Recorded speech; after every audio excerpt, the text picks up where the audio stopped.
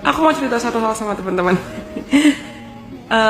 Dulu sebelum aku belajar dan paham tentang self healing, self concept, dan aku belajar tentang menerima diriku sendiri apa adanya, mencintai diriku sendiri apa adanya, mencintai dan memaksimalkan potensi diriku apa adanya, entah lewat tarot atau lewat astrologi, atau belajar lebih dalam lagi tentang kondisi mental, kondisi psikologis, dan apa yang mungkin bisa aku improve for me, myself and I. Dulu tuh aku gampang banget jatuh ke lubang hobi ngebanding-bandingin diri sama orang lain atau comparison. For real. Ada masanya dimana aku ngerasa kayak, kok mereka kayaknya lebih cepat sukses dari aku ya? Atau si A punya ini, si B punya ini, aku kok nggak punya ini, aku nggak punya itu, kok aku belum tiba di titik mereka. Aku lupa, atau bahkan aku nggak aware kalau seharusnya kita nggak perlu ngebanding-bandingin spotlight orang lain dengan proses behind the scene yang sedang kita lalui. Kenapa? Karena toh Tuhan punya rencananya masing-masing.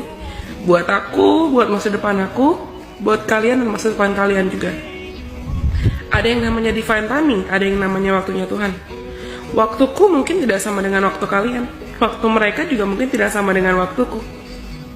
Dan aku sadar, aku belajar.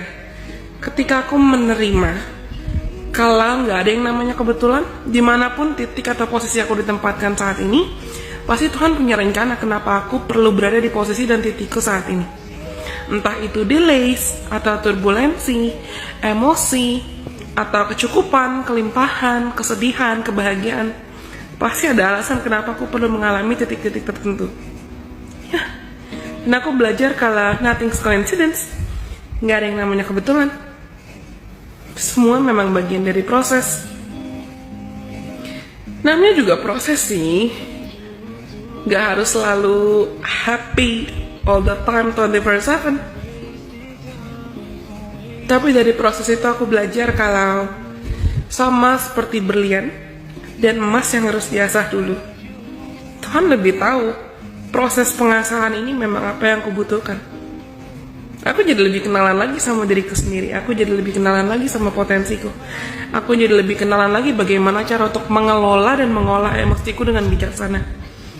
Aku juga jadi kenalan lagi tentang gimana aku bisa menghargai orang lain, menghargai proses mereka juga, walaupun mungkin prosesku dan proses mereka termasuk orang yang aku sayang lagi nggak selaras atau lagi nggak sejalan. And that's okay. That's okay to keep processing. That's okay for me to keep progressing. And it's okay for me to give other people space and time for them to keep progressing and processing in their own ways juga. Nggak apa-apa. Karena semuanya juga udah Tuhan atur.